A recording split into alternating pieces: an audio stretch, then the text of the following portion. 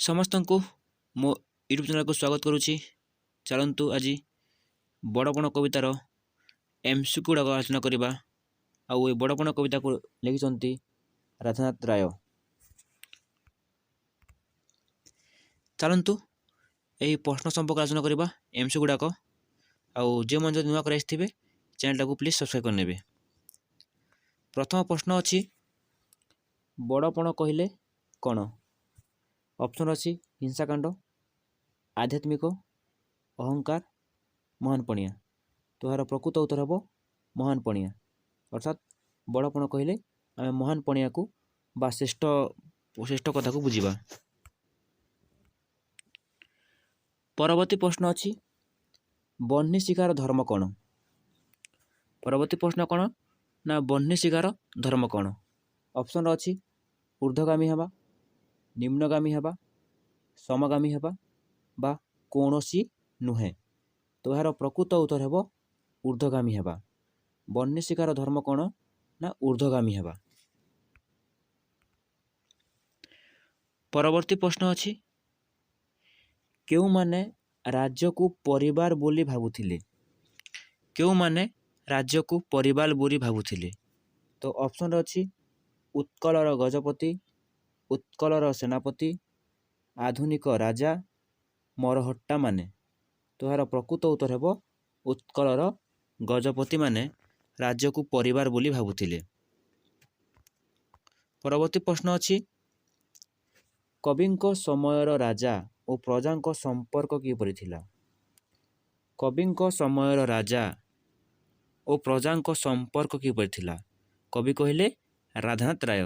ତ ସେ ସମୟର ରାଜା ଏବଂ ପ୍ରଜାଙ୍କର ସମ୍ପର୍କ କିପରି ଥିଲା?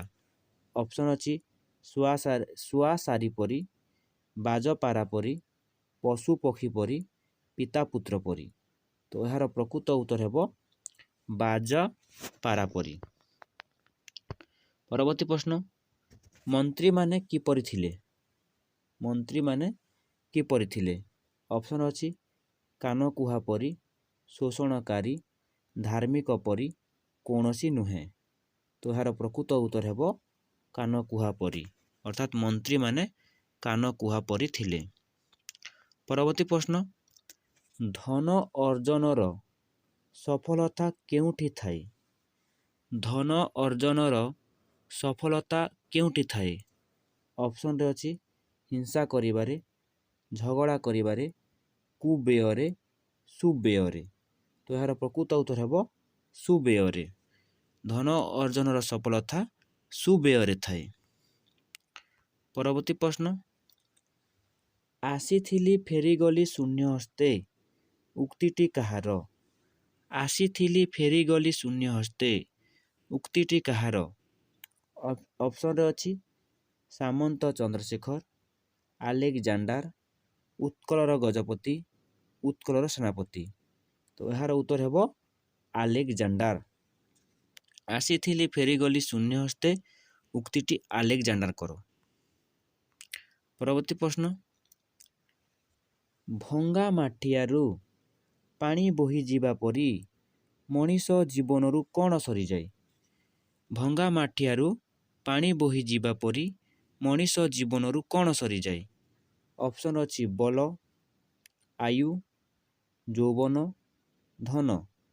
ତ ଏହାର ପ୍ରକୃତ ଉତ୍ତର ହେବ ଆୟୁ। ଭଙ୍ଗା ମାଠିଆରୁ ପାଣି ବୋହିଯିବା ପରି ମଣିଷ ଜୀବନରୁ ଆୟୁ ସରିଯାଏ।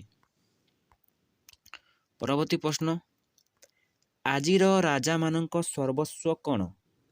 ଆଜିର ରାଜାମାନଙ୍କ ସର୍ବସ୍ୱ କ'ଣ? ଅପସନ୍ ଅଛି ଗନ୍ତାଘର, ପ୍ରାସାଦ, ଧର୍ମ, ସୈନ୍ୟ ସାମନ୍ତ। ଏହାର ପ୍ରକୃତ ଉତ୍ତର ହେବ ଗନ୍ତାଘର। ଆଜିର ରାଜାମାନଙ୍କ ସର୍ବସ୍ୱ ହେଉଛି ଗନ୍ତାଘର। ପରବର୍ତ୍ତୀ ପ୍ରଶ୍ନ, ଧନକୁ କିଏ ଜଗି ବସିଥାଏ? ଧନକୁ କିଏ ଜଗି ବସିଥାଏ? ଏହାର ଉତ୍ତର ହେବ ରାକ୍ଷସ। ଅପସନ୍ ଅଛି ରାକ୍ଷସ, ଯକ୍ଷ, ଦୂତ, ରାଜା। ତ ପ୍ରକୃତ ଉତ୍ତର ହେବ ଯକ୍ଷ। ଯକ୍ଷ ହିଁ ଧନକୁ ଜଗି ବସିଥାଏ। ପରବର୍ତ୍ତୀ ପ୍ରଶ୍ନ, ଅନ୍ତକ କାହାକୁ କୁହାଯାଇଛି? ଅନ୍ତକ କାହାକୁ କୁହାଯାଇଛି?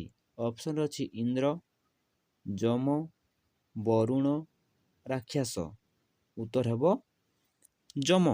ଅନ୍ତ କହିଲେ ଆମେ ଯମକୁ ବୁଝିବା। ବିଧାତା କି ପୋତ ଗଢ଼ିଛନ୍ତି? ପରବର୍ତ୍ତୀ ପ୍ରଶ୍ନ, ବିଧାତା କି ପୋତ ଗଢ଼ିଛନ୍ତି? ଅପସନ୍ ଅଛି ଧର୍ମପୋତ, ପାପପୋତ, ମୃତ୍ୟୁପୋତ, ଦଣ୍ଡପୋତ। ତ ଏହାର ପ୍ରକୃତ ଉତ୍ତର ହେବ ଧର୍ମପୋତ। ବିଧାତା ଧର୍ମପୋତ ଗଢ଼ିଛନ୍ତି। ପରବର୍ତ୍ତୀ ପ୍ରଶ୍ନ, କାଲ କିପରି? କାଲ କହିଲେ ମୃତ୍ୟୁ। କାଲ କିପରି? ଅପସନ୍ ଅଛି ନିଷ୍ଠୁର, ନିଷ୍ଠରୁ ହେଉଛି ନିଷ୍ଠୁର ହେବ ଏଇଟା, ନିଷ୍ଠୁର, କୋମଲ, ସରଳ, ନମ୍ର। ତ ଏହାର ପ୍ରକୃତ ଉତ୍ତର ହେବ ନିଷ୍ଠୁର। କାଲ ନିଷ୍ଠୁର ଅଟେ।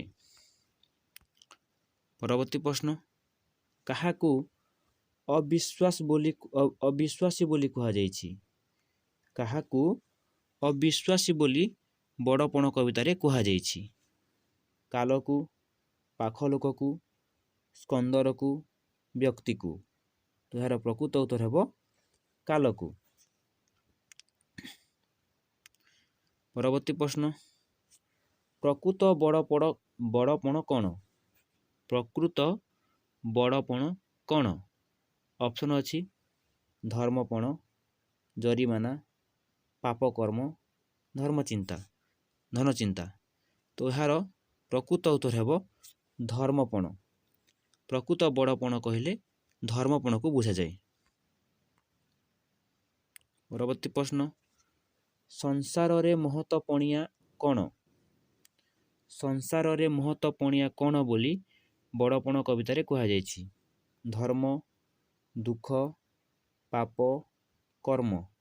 ତ ସଂସାରରେ ମହତପଣିଆ କହିଲେ ଆମେ ଧର୍ମକୁ ବୁଝିବା। ଏହାର ପ୍ରକୃତ ଉତ୍ତର ହେବ ଧର୍ମ।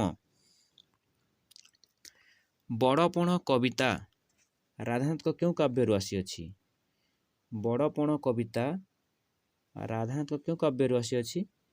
ଅପସନ୍ ଅଛି କେଦାରଗୌରୀ, ପାର୍ବତୀ, ଦରବାର, ଉଷା। ତ ଏହାର ପ୍ରକୃତ ଉତ୍ତର ହେବ ଦରବାର। ବଡ଼ପଣ କବିତାଟି ରାଧାନାଥଙ୍କ ଦରବାର କାବ୍ୟରୁ ଆସିଅଛି। ପରବର୍ତ୍ତୀ ପ୍ରଶ୍ନ, ଦୁଃଖୀ ରଙ୍କିଙ୍କୁ ଶୋଷଣ କରି ରାଜାମାନେ ବିଦେଶୀଙ୍କୁ କ'ଣ ଖୁଆଉଥିଲେ? ଦୁଃଖୀ ରଙ୍କିଙ୍କୁ ଶୋଷଣ କରି ରାଜାମାନେ ବିଦେଶୀଙ୍କୁ କ'ଣ ଖୁଆଉଥିଲେ? ଘିଅ ଅଟା, ଶାଗମୁଣ୍ଡା, ଖୁଦକୁଣ୍ଡା, କୁକୁଟାଣ୍ଡ। ତ ଏହାର ପ୍ରକୃତ ଉତ୍ତର ହେବ କୁକୁଟାଣ୍ଡ।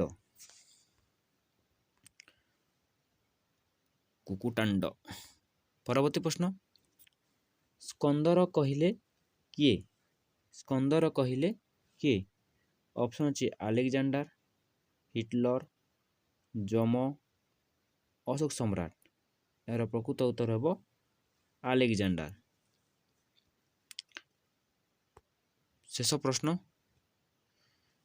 କବିତାରେ ଦୁଇ ଲୋକ ବୋଲି କାହାକୁ କୁହାଯାଉଛି? କବିତାରେ ବା ବଡ଼ପଣ କବିତାରେ ଦୁଇ ଲୋକ ସାଧନୀ ବୋଲି ଯେଉଁ କଥା କୁହାଯାଇଛି ସେ ଦୁଇ ଲୋକ କେଉଁଟା? ସ୍ୱର୍ଗ ଓ ପାତାଳ, ସ୍ୱର୍ଗ ଓ ମର୍ତ୍ତ, ସ୍ୱର୍ଗ ଓ ନର୍କ, ମର୍ତ୍ତ ଓ ପାତାଳ। ତ ଏହାର ପ୍ରକୃତ ଉତ୍ତର ହେବ ସ୍ୱର୍ଗ ଓ ମର୍ତ୍ତରେ ଯିଏ ପ୍ରଶଂସା ପାଏ ତାକୁ ଦୁଇ ଲୋକ ସାଧନୀ ବୋଲି କୁହାଯାଇଥାଏ। ଧନ୍ୟବାଦ। ପରବର୍ତ୍ତୀ ଭିଡ଼ିଓରେ ଆଉ ଅନ୍ୟାନ୍ୟ ପ୍ରବନ୍ଧ ସମ୍ପର୍କ ଆଲୋଚନା କରିବା। Thank you.